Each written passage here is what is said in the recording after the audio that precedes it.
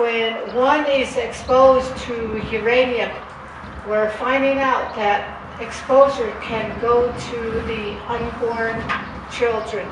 And so we have to do something about it. We can't continue to remain quiet and not do anything about it. And so there are studies being conducted right now. We need to demand the results of those studies. We need to demand the data of those studies. And we need to get more information from all these people that are being impacted, so that, again, we can carry their voice all the way to Washington. A lot of them are unable to express themselves and are either tell their stories of how uranium has negatively impacted their lives. I know all of you young people, you have full of energy, and you're very smart, and we want to pick on your brain. Help us to carry this message to Washington.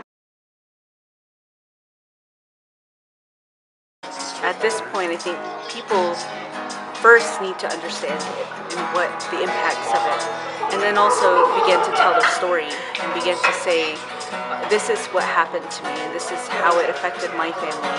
You know, when your body deteriorates literally from uranium, it's really hopeless, and you want to drink and you want to, basically slowly commit suicide. And I think that's happening a lot in our communities, where the health issues that come along with it are so great that a lot of the times people just point to other things to try to self-medicate. And so I think it is, first we need to empower ourselves, and we need to understand ourselves just how deep this really is, and tell our story, and record that, and understand what it really means. Uranium, when it's mined, when it's brought to the surface, it we can be exposed to it in small dust particles. We can breathe it in, and that radioactivity can impact our bodies and cause cancer. It can impact our bones. It can impact our liver, our internal organs, and so forth. And as was discussed earlier, there are serious birth defects, or there's mutagenic impacts, and so forth. So there's a range of impacts that can happen with exposure to uranium. It can also get into the groundwater or in surface waters as well. But the greatest risk, the greatest concern is people who have long-term exposure. So people living in the communities, living adjacent to these toxic sites. The EPA currently really is inconsistent even with their standard in relation to proximity. I mean, their priorities look at, of course, houses that were made out of mine wastes and mill tailings. But we also have to look at the range of exposures and risk factors, because there's never been a comprehensive test with relating to health exposure in the Navajo Nation until the birth cohort study came forward. And that's not the federal government doing this.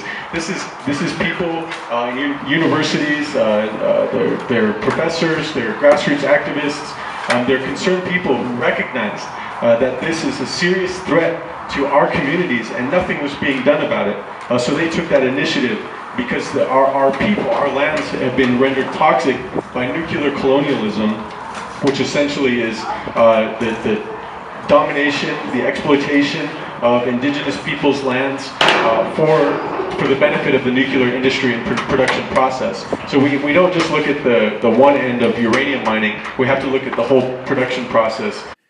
Ina nijonago amadeshke ninizingo na or chilje be nas olta na alka Navajo Birth Cohort Study alna atrati nas na alka alna benatje away betrahya ahot no sail do betzil do nihidene en nijonago besbehozindo away betistra ahot away yat go no sail do benige na alka adije atrati nas Hawangi away na nagi, Hawan be gonna and open na go nilche bat holon, That's it anta huidos asko at hat ni go na idikit go na alka. Away na nagi do ohos aki do ayangi na hastan belej benilche tro yidlanigi hajo naha nidolka. The net bikea bekagin tago azel ina has angin alka aliago ene jone.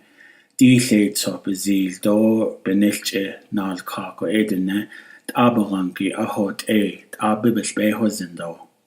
Don da adago hajo behozindo de nebikea bekagi. Na hastan belej do bezil ba holonigi hajo t'anihiba akoni zindo. Navajo Birth Cohort Study, but not a